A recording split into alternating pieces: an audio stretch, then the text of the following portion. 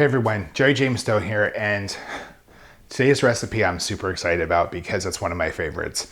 I make the best scalloped potatoes, and you're gonna love this scalloped potato recipe.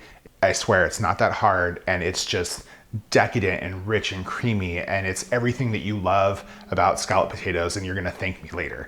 So before I get into that though, be sure to check out my playlist on other potato recipes. I have marbled mashed potatoes, garlic mashed potatoes, lots of potato things. So be sure to check out that playlist. And in the meantime, get over to the scallop ones, okay?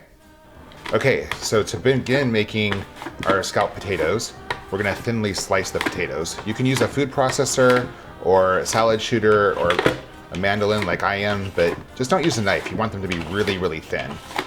Okay, so first we wanna go ahead and preheat our oven to 350 degrees. Next, we're gonna melt some butter, just over a medium heat. Then we're gonna add in some minced garlic.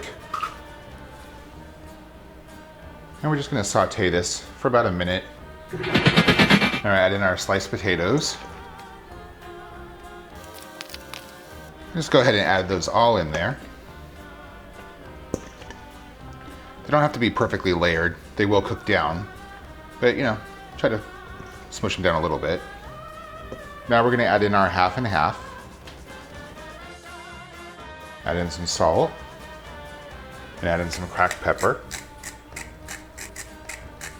Okay, so you want to bring the mixture to a boil, and then we're just going to reduce it down to a simmer and let it cook for about 5 minutes.